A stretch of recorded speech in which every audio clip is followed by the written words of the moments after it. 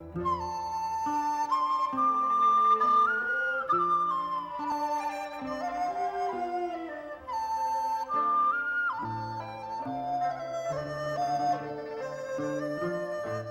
little more than 6 years ago, Dennis and Robin Curlis took a bold step.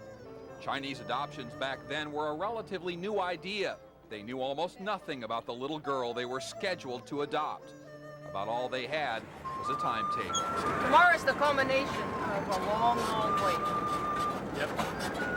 Finally get to see her. Eyewitness News went with them to the People's Republic of China, and we documented a moment that changed their lives forever.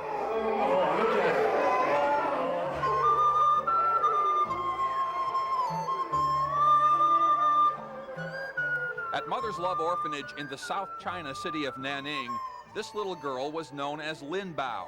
Like millions of other baby girls in China, she had been abandoned.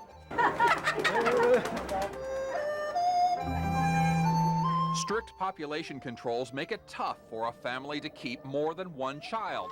And in this male-dominated society, they almost always want that one child to be a boy. Lin Bao and the other girls had formed attachments not just to these orphanage workers, but also to local foster parents. When it came time for the couples in Curlis's group to leave with their babies, an emotional parting scene unfolded in the parking lot. That's the foster mother outside right there. Bye-bye, say bye-bye. But baby Lin Bao settled down in her hotel room that night. Her new parents named her Jade, and her story became a one-hour special on Channel 5 called Jade's Journey Home. Curlis, please. We watched the formal adoption process unfold in government offices. We toured the Chinese countryside. The people were open and extremely friendly. The government offices sometimes closed for several days to us without explanation. It took about 2 weeks to complete the required formalities and return home, but we didn't stop telling Jade's story at the airport. We followed her to a reunion of all the adopting families that next year at Cleveland Zoo. She was beginning to speak and observe. And just 2 years ago, in her first days of kindergarten, she revealed to her new classmates a love of the cello and a tendency to demand perfection of herself. Jade got better. At age 7, hard work is something with which she's already acquainted. Okay, keep this straight now. Watch your bow. Good job. The hours of rehearsal led to an invitation to the prestigious Colorado Suzuki Institute. And in just her second year, Jade earned a coveted solo performance.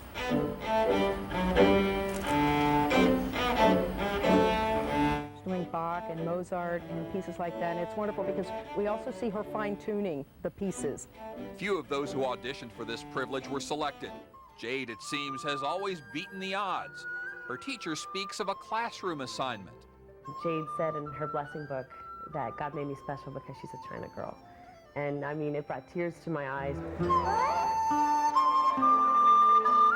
At a young age, Jade understands her good fortune. But she also wanted to see the places and people watched repeatedly on that tape of Jade's journey home.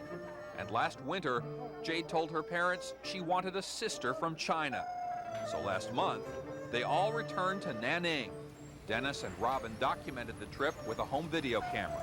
Jade was in the back, like in a taxi or something. I looked back and you could see her, gazing out the window, looking at all the people, and it was incredible.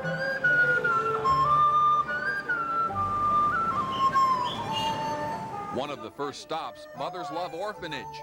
From watching the tape, Jade is able to take her parents to the very spot where they saw her for the first time. That's right, Jade. Now it's a storage room. And remember the lady in this scene preparing the babies to leave? She's still there.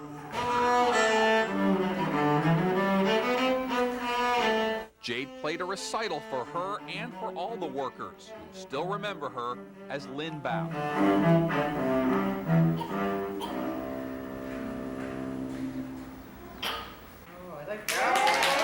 When we got to the orphanage, they were very proud of her, how she had grown. She was quite a lady.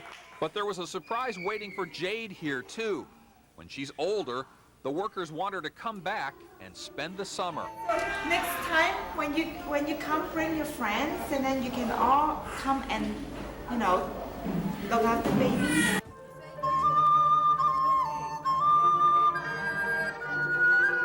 Jade was cared for in this modest apartment where we met her foster mother 6 years ago. Jade wanted to see her again, and the feeling instantly appeared mutual.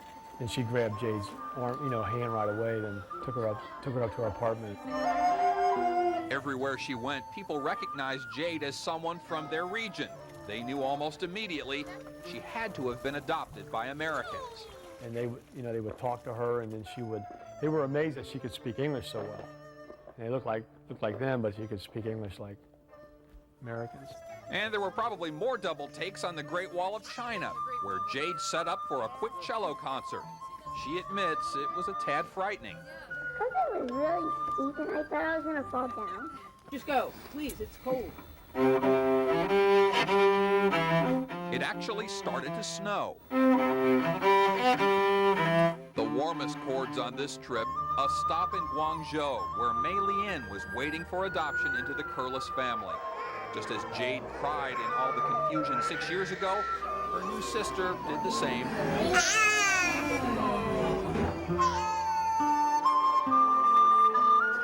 But Mei Lian, at almost 2 years of age, recovered much more quickly. I think it helped having Jade along on the trip because Jade and Mei Lian could bond together, and I think it made it easier for Mei Lian to adjust to our family. 6 years after this happy welcome home at the airport, another greeting here for Mei Lian, who now enjoys dancing to the musical stylings of Alvin and the Chipmunks. Those chipmunks have a song for Jade, too. But Jade actually got something far more important. I have a baby sister now. 2 trips to China, 2 beautiful daughters, 1 happy family. See my best friend? Mark Kaler, Eyewitness News 5.